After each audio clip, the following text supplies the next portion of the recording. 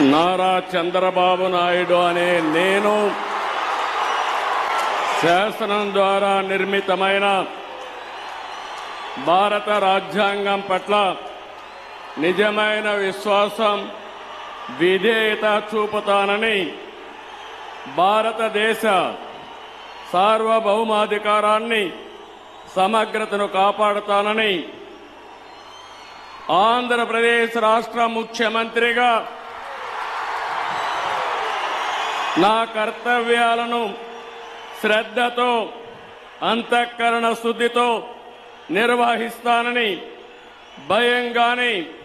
పక్షపాతం గాని, రాగద్వేషాలు గాని లేకుండా రాజ్యాంగాన్ని, శాసనాలను అనుసరించి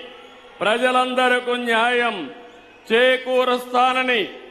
దైవ సాక్షిగా ప్రమాణం చేస్తున్నాను.